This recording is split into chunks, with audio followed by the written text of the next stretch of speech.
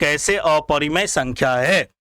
Root 2 हमारा कैसे अपरिमेय संख्या है इसको सिद्ध करते हैं। लेकिन इससे पहले चैनल को लाइक जरूर कर दीजिएगा, शेयर कर दीजिएगा, सब्सक्राइब कर दीजिएगा और याद रखिएगा कि आपका क्लास शाम को 7:30 बजे ही आएगा। क्लास 10th का और 12th का आता है 8:30 बजे से। चलिए शुरुआत करते हैं भैया। परमेय संख्या 1.4 हमें सिद्ध करना है कि रूट 2 जो है एक अपरिमेय संख्या है।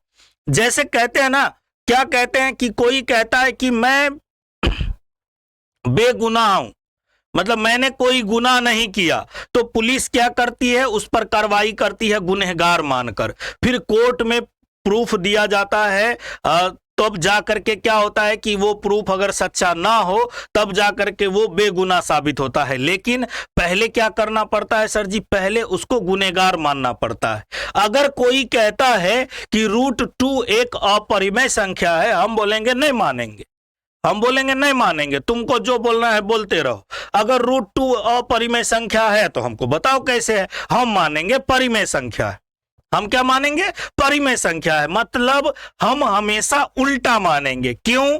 क्योंकि बुक में डायरेक्ट दिया हुआ है कि सर जी यहाँ जो भी हमें सिद्ध करना पड़ता है वो विरोधाभास विधि यहाँ उपयोग होता है।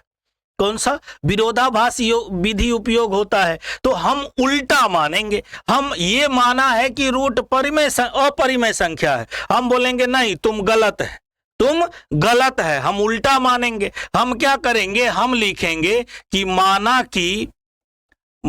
कि रूट 2 एक परिमेय संख्या है। रूट 2 एक परिमेय संख्या है। हमने क्या बोला आपसे, हमने बोला कि मान लेना है कि भैया तुम ही सही नहीं हो, हम भी सही है। अब हमको गलत साबित करके दिखाओ, तब मान लेंगे कि तुम सही थे। तो चलिए इस भैया को हम गड़बड़ साबित करके दिखाते हैं कि रूट 2 एक परिमेय संख्या होगा कि नहीं होगा। अगर रूट 2 एक परिमेय संख्या नहीं होगा तो कंफर्म है कि रूट 2 एक अपरिमेय संख्या होगा, स्वतः लागू हो जाएगा, इसके लिए कोई दिक्कत नहीं रहेगा। तो हमने माना कि रूट 2 एक परिमेय संख्या है, तो हम क्या किए, और परिमेय संख्या को कैसे लिख सकते हैं सर जी? परिमेय संख्या को लिख सकते हैं P/Q के रूप में। लिखा जा सकता है कि नहीं, बालक सब कमेंट करना। और अगर P/Q के रूप में लिखा जा सकता है, जहां क्या होता है, जहां होता है Q not equal to 0। Q क्या होता है, नॉट इक्वल टू 0, यानी Q 0 के बराबर नहीं होना चाहिए। साथ में आपको ध्यान रखना है कि P एवं Q जो है, P एवं Q जो है वो क्या है, सअभाज्य है। P एवं Q सअभाज्य है। क्या ध्यान में रखोगे, P एवं Q क्या है, सअभाज्य है। सअभाज्य का क्या मतलब है कि इसमें क्या होना चाहिए, गुणनखंड सिर्फ एक होना चाहिए। गुणनखंड सिर्फ क्या होना चाहिए, एक होना चाहिए। चलिए अब क्या है कि अगर रूट 2 बराबर P/Q है तो हम क्या करेंगे, दोनों तरफ वर्ग कर देंगे। हमने कहा कि सर जी दोनों तरफ वर्ग कर दो। दोनों तरफ वर्ग करने पर दोनों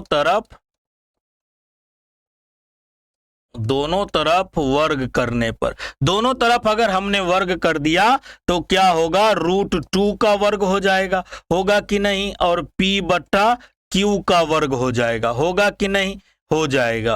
अब एक बात याद रखिएगा कि अगर रूट 2 का वर्ग करेंगे, यानी रूट 2 गुने रूट 2 होता है, तो रूट पर से हट जाता है, तो ये कितना हो जाता है, 2 के बराबर हो जाता है। तो ये कितना हो जाएगा, 2, और इस साइड क्या हो जाएगा, P² बट्टा में क्या हो जाएगा, Q²। यहां से क्या करेंगे, Q² इधर ले आएंगे और 2 को उधर ले जाएंगे, तो क्या हो जाएगा, यहां से हो जाएगा Q² बराबर P² बट्टा में 2। इसको मान लेंगे समीकरण 1।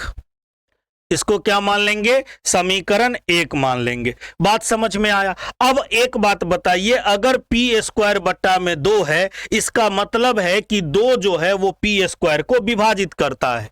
2 क्या करता है, चूंकि 2 P² को विभाजित करता है।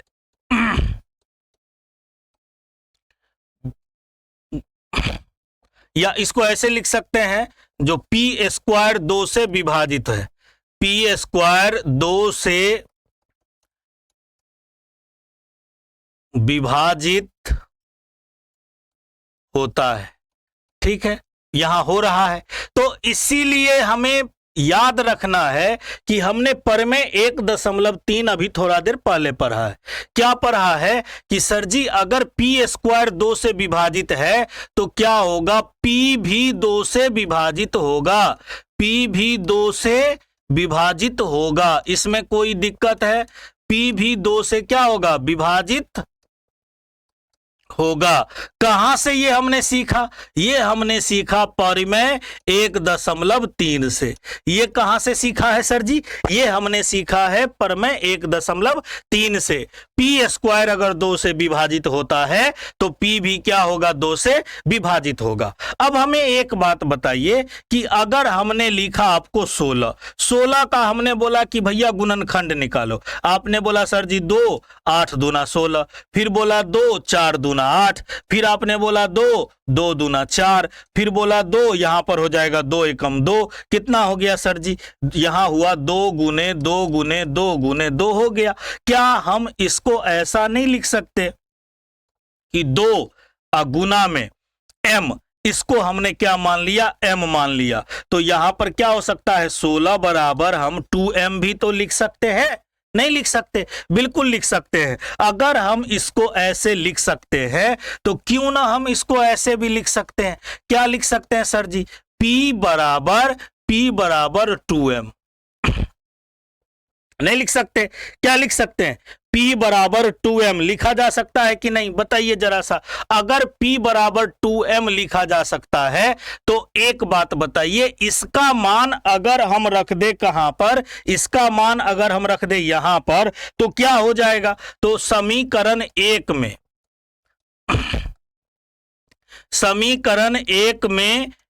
में P का मान रखने पर, P का मान रखने पर क्या हो जाएगा भाई साहब? P का मान रखने पर क्या हो जाएगा, जरा बताना। सर समीकरण 1 क्या था? समीकरण 1 था Q स्क्वायर बराबर P स्क्वायर बट्टा में 2। तो इसके जगह पर अगर हम मान रखेंगे Q स्क्वायर बराबर क्या हो जाएगा, जरा बताना। पी स्क्वायर, पी के जगह पर क्या है सर जी, 2m है, तो 2m स्क्वायर हो गया, और बट्टा में क्या है, 2 है, रहने दीजिए। यहां से बताइए Q स्क्वायर बराबर क्या हो गया सर जी? यहां से Q स्क्वायर बराबर हो गया 2 का स्क्वायर 4, और यहां पर हो गया m स्क्वायर, और यहां पर आ गया 2। यहां क्या होगा, यहां 2 4 कट जाएगा। यहां पर हम ऐसे भी लिख सकते हैं, क्या लिख सकते हैं? यहां पर Q स्क्वायर बराबर 2m स्क्वायर लिखा जा सकता है।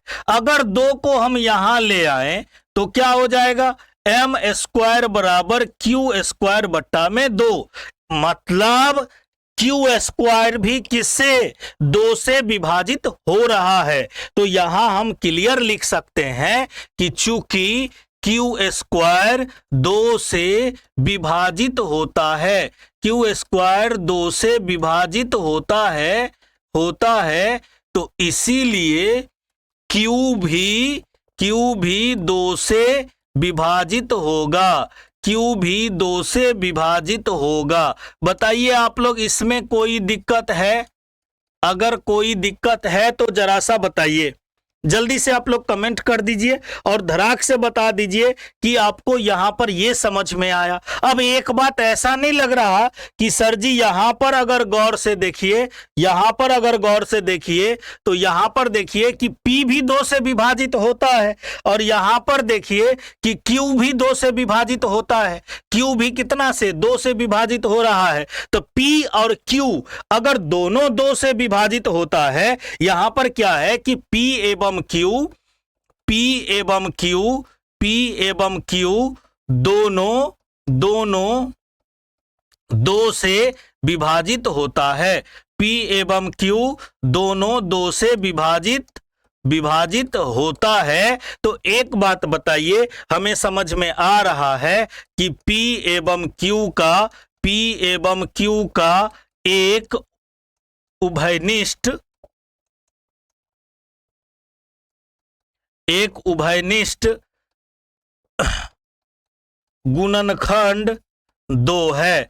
यानी कह सकते हैं कि सर जी P एवं Q का एक उभयनिष्ठ गुणनखंड कितना हो गया? 2 हो गया। लेकिन सर जी एक बात हमें बताइए, हमने तो शुरू में क्या माना था? हमने शुरू में माना था ये था कि P और Q क्या है? सअभाज्य है। और यहां पर क्या आ गया? यहां पर आ गया, यहां पर आ गया, यहां पर आ गया कि सर जी P एवं Q का उभयनिष्ठ गुणनखंड 2 है, मतलब एक से ज्यादा है। इसीलिए होगा क्या? यह सअभाज्य संख्या नहीं होगा। यहां क्या हो जाएगा? यहां क्या होगा? सअभाज्य संख्या नहीं होगा। तो इसीलिए कह सकते हैं कि P एवं Q सअभाज्य, P एवं Q सअभाज्य संख्या नहीं है।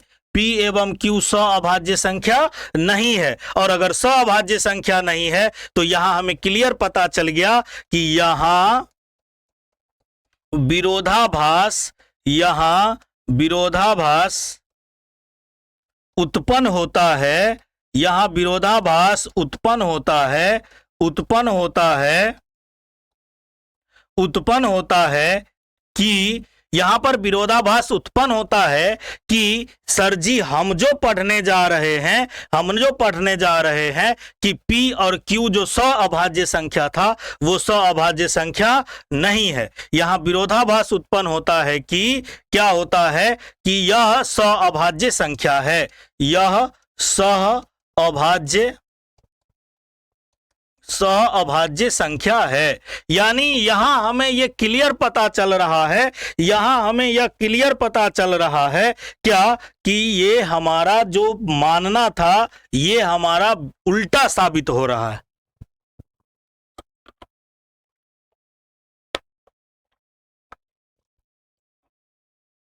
लिख सकते हैं इसलिए हमारी कल्पना त्रुटिपूर्ण साबित होती है। हमारी कल्पना क्या होता है? हमारी कल्पना त्रुटिपूर्ण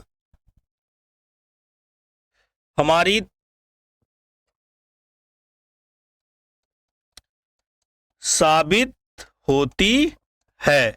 इसीलिए अंत में हम लिख देंगे कि इसीलिए क्या होगा? हमने पढ़ा है कि √2 क्या है? एक अपरिमेय संख्या।